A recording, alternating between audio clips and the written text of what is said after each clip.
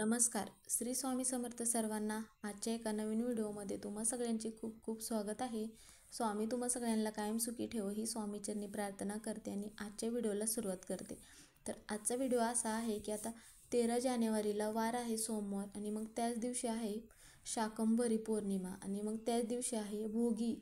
त्यामुळे मग आजच्या दिवशी आपल्याला काय करायचं आहे, आपल्या घरामध्ये माता लक्ष्मी टिकून राहावी, आपल्या घरातील दारिद्र्य नष्ट व्हावे म्हणून मग आजच्या दिवशी आपल्याला, कारण की पौर्णिमा आणि भोगी हा दोन्ही पण योग जुळून आला आहे, म्हणून मग गाईला आपल्याला एक वस्तू खायला द्यायची आहे, ज्यामुळे मग आपल्या घरातील अडचणी दूर होण्यास मदत होते. तर मग अशी कोणती वस्तू आपण गाईला खायला दिल्यामुळे आपल्या घरातील म्हणजेच की आपल्याला सगळ्या देवांचा आशीर्वाद पण लाभेल, ते आजच्या व्हिडिओमध्ये आपण बघणार आहोत. तर व्हिडिओ शेवटपर्यंत नक्की बघा. व्हिडिओ आवडला तर व्हिडिओला लाईक करा. तर मग आता संक्रांत हा सण 3 दिवस साजरा केला जातो. एक म्हणजे 13 तारखेला ज्या दिवशी भोगी असते आणि 14 तारखेला ज्या दिवशी संक्रांत असते आणि मग 15 तारखेला किंक्रात असते म्हणजेच की कर असते. तर मग अशा 3 दिवसाचा आपल्याकडे सण साजरा केला जातो. मग आजच्या दिवशी आपल्याला तीर्थठिकाणी स्नान करण्याला सगळ्यात जास्त महत्त्व आहे. जर आपल्याकडे तीर्थ ठिकाणी जाणं शक्य होत नसेल तर मग आपल्याला काय करायचं आहे, अंघोळीच्या पाण्यामध्ये 2 थेंब गंगाजल टाकायचे आहे आणि मग थोडेसे पांढरे तीळ त्यामध्ये टाकून मग स्नान करायचे आहे. ज्यामुळे काय होईल की आपल्याला मग तीर्थ ठिकाणी स्नान केल्याचे पुण्य आपल्याला लागते. तर मग आजच्या दिवशी म्हणजेच की आजच्या दिवशी परत संक्रांतीच्या दिवशी गवत म्हणा, पाने, फुले तोडणे वर्ज्य मानले जाते. पण ह्या ज्या गोष्टी आहेत तर ह्या सगळ्याच गोष्टीचे नियम आजकाल पाळणं शक्य होत नाही. मग त्याचप्रमाणे आता माता लक्ष्मी म्हणजेच की जी देवी जे वस्त्र घालून आली आहे तर मग ते वस्त्र महिलांनी म्हणजेच की त्या रंगाची साडी म्हणा किंवा लहान मुलांना ड्रेस म्हणा ते आजच्या दिवशी म्हणजेच की संक्रांतीच्या दिवशी घालत नाहीत. तर मग अशी या वर्षीची देवीने साडी घातली आहे म्हणजेच की रंग आहे पिवळा रंग आहे. त्यामुळे मग संक्रांतीच्या दिवशी म्हणा किंवा भोगीच्या दिवशी चुकूनही तुम्ही घरातील लहान मुलांना किंवा महिलांनी पिवळ्या रंगाची साडी म्हणा, बांगड्या म्हणा चुकूनही घालू नका. ज्यामुळे काय होईल की माता लक्ष्मीने जी साडी घातली आहे तर ती साडी मग घालत नाहीत. म्हणून मग आता तुमच्या इकडे जर अशी पद्धत पाळत असतील तर मग तुम्ही पाळू शकता. जर नसेल तुमच्या इकडे अशी परंपरा तर मग तुम्ही नाही पाळलात तरी हरकत नाही. तर काही भागांमध्ये काय होतं की हे जे नियम आहेत तर हे नियम मग मानतात, काही भागांमध्ये मानत नाहीत.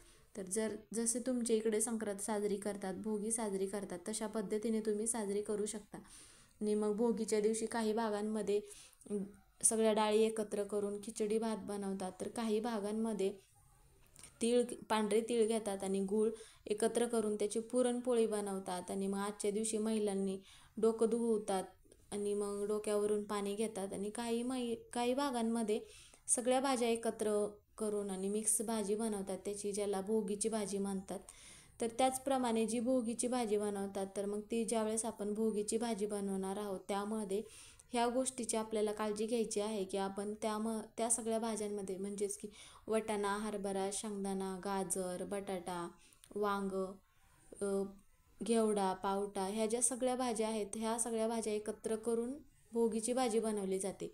तर मग त्या भाज्यांमध्ये मसूर डाळीचा चुकूनही वापर करू नका, कारण मसूर डाळ तामसिक पदार्थामध्ये मोडते.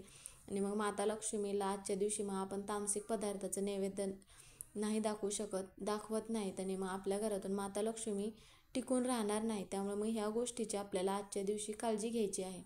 आणि मग गाईला जी वस्तू खायला घालायची आहे ती कधी घालायची आहे तर तुम्ही दिवसभरातून कधी पण घालू शकता. तुम्हाला सकाळी वेळ असेल तर सकाळी, दुपारी किंवा संध्याकाळी. मग तुमच्या घरी जर काय असेल तर आजच्या दिवशी तुम्ही सकाळी आवर्जून पूजा करायची आहे, कारण गाईमध्ये 33 कोटी देवतांचा वास असतो. त्यामुळे मग आपल्याला आजच्या दिवशी सगळ्या देवतांचा आशीर्वाद लाभतो. म्हणून मग अगोदर काय करायचं आहे आपल्याला, आता आजच्या दिवशी आपण ज्यावेळेस भोगीची मिक्स भाजी बनवतो त्याच वेळेस आपण बाजरीची भाकरी बनवतो, ज्या भाकरीला आपण पांढरे तीळ लावतो. त्यावेळेस काय करायचं आहे, एक छोटीशी भाकर आपल्याला गाईसाठी बनवायची आहे. जी भाकर बनवल्यानंतर मग त्या भाकरीला मग थोडंसं तीळ लावायचं आहे. आता तुम्हाला तीळ लावणं शक्य होत नाही झालं तरी पण तुम्ही नंतर ज्यावेळेस नैवेद्य दाखवणार असाल गाईला त्यावेळेस मग तुम्ही त्यावरती पांढरे तीळ ठेवू शकता. आणि मग काय करायचं आहे, ज्यावेळेस तुम्ही गाईसाठी वेगळी भाकर बनवली आहे तर ती भाकर घ्यायची आहे आणि त्यावरती तुम्ही जी मिक्स भाजी बनवली आहे, तर ज्यावेळेस तुम्ही देवांना म्हणजेच की देवघरामध्ये नैवेद्य ठेवणार असाल, त्याच वेळेस तुम्ही मग त्यातली भाजी थोडीशी गोमातेला ठेवायची आहे. आणि मग जी तुम्ही भाकर बनवली आहे त्यावरती थोडीशी भाजी ठेवायची आहे आणि थोडेसे पांढरे तीळ टाकायचे आहे. आणि तुमच्याकडे गाईचं तूप असेल शुद्ध तर तुम्ही तूप पण टाकायचं आहे त्यावरती. आणि मग नंतर काय करायचं आहे, ते नैवेद्य घेऊन मग तुम्ही तुमच्या जवळपास काय असेल किंवा नसेल किंवा तुम्हाला त्यासाठी गोशाळेत जायला लागलं तरी पण तिथे जाऊन तुम्ही आजच्या दिवशी आवर्जून तुम्ही हा नैवेद्य गाईला, की म्हणजेच की ही वस्तू तुम्ही गाईला खाऊ घालू शकता. तर मग काय करायचं आहे, जात असताना तुम्ही एक तांब्या भरून पाणी घेऊन जायचं आहे आणि मग त्यामध्ये थोडंसं गंगाजल आणि थोडेसे पांढरे तीळ टाकायचं आहे पाण्यामध्ये. आणि गाईजवळ जायचं आहे आणि मग गाईची पूजा करायची आहे. गाईच्या पायांवरती पाणी टाकायचं आहे आणि मग हळदी कुंकू लावून गाईला फूल वगैरे अर्पण करून पूजा करायची आहे. आणि मग त्यानंतर काय करायचं आहे, की मग तुम्ही जे भाकर वगैरे घेऊन गेला आहात नैवेद्य, ते मग तुम्ही गाईला चारायचं आहे. आणि मग त्या अगोदर काय करायचं आहे, तर तुमच्या घरात ज्या पण काय अडचणी असतील, तर सतत दारिद्र्य वगैरे येत असेल किंवा घरामध्ये पैसा टिकून राहत नसेल, जी पण काही इच्छा असेल ते गोमातेला म्हणजेच की गाईच्या पाठीवरती हात फिरवायचा आहे. आणि मग त्यानंतर तुमची इच्छा मग गाईला सांगायची आहे. आणि मग ते जे तुम्ही नैवेद्य घेऊन गेला आहात तर ते नैवेद्य मग गाईला चारायचं आहे. आणि मग थोडा वेळ तिथे बसायचं आहे. त्या अगोदर मग काय करायचं आहे, गोमातेच्या 3 प्रदक्षिणा घालायच्या आहेत. आणि प्रदक्षिणा घालत असताना ओम नमो भगवते वासुदेवाय नमः असा मंत्र म्हणत मग प्रदक्षिणा घालायच्या आहेत. प्रदक्षिणा घालून झाल्यानंतर थोडा वेळ तिथेच बसायचं आहे.